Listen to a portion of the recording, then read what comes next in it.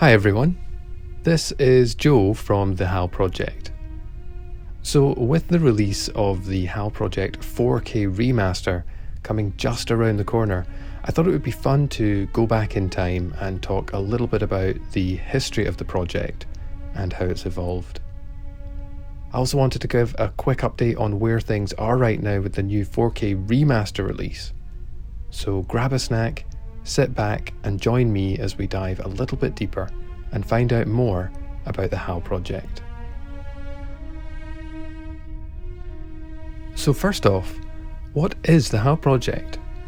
Well, for the uninitiated, it's a graphic recreation of the computer from the film 2001: A Space Odyssey, HAL 9000. The goal of the project has been to recreate the various animated readouts and displays from the film with as much detail as possible, while remaining as faithful to the film as possible. Now, why, you might ask? Well, to be honest, I don't really know. I've always been fascinated with 2001: A Space Odyssey. Its special effects blew my mind when I first saw the film on a tiny 14-inch TV screen almost 25 years ago. And as TVs got larger, each subsequent viewing revealed an ever greater amount of detail. There was always something new to see and something that I'd never noticed before. But one thing that always stuck out to me was the character of HAL. The idea of recreating HAL and his huge number of animated screens and readouts stuck with me. And I always loved the idea of having my very own HAL silently staring back at me from my computer screen.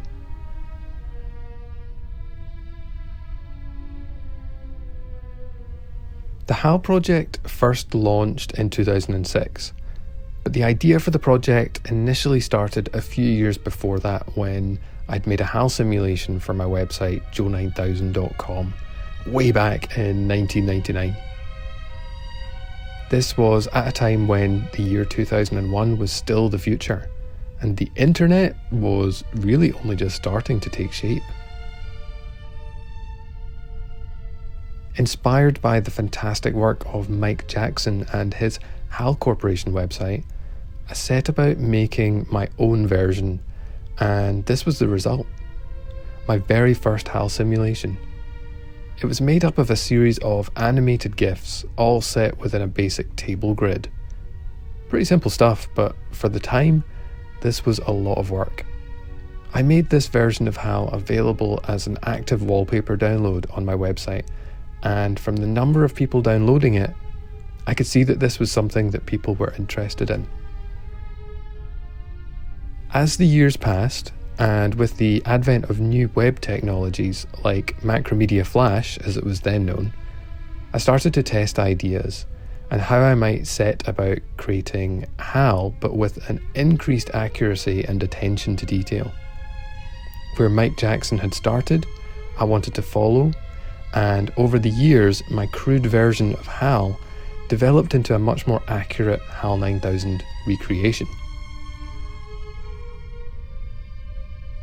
As the first version of the HAL project launched, it featured some fairly accurate animations based on the existing source material for the time, which was DVD. The site used Flash, and that allowed for more fluid vector-based animations, and it featured the first version of a screensaver download for Windows. The project was incomplete when it launched, but despite that it was getting a few thousand visitors each month, and over time, the project evolved into a series of staged releases.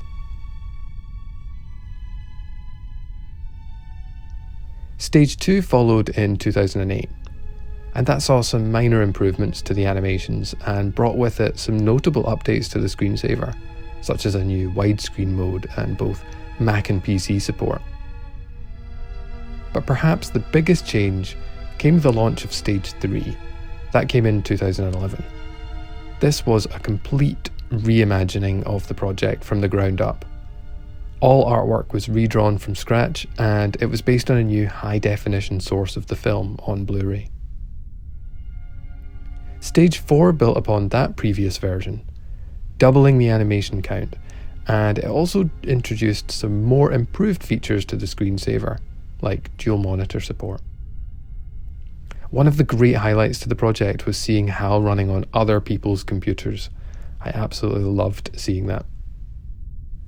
As things moved forward, it was a great fun project to work on. There was a Twitter page, a YouTube channel, and even an unofficial Facebook page, which is still going strong today. There was one final release to coincide with a new wallpaper pack, but unfortunately, as time progressed, the technology both the screensaver and website was built upon was starting to come to the end of its shelf life. Adobe Flash, as it was now known, was starting to disappear from the web, and along with it the availability of operating system software compatibility. Supporting the screensaver became harder and harder, with users running into problems just trying to get the screensaver to work. And in 2016, 10 years after it first launched, the HAL Project closed its doors. So what's been happening with the project since then? And what's the new 4K remaster all about? Well, first of all, I never really felt like the project was complete. I guess like any obsession, there's always more to be done.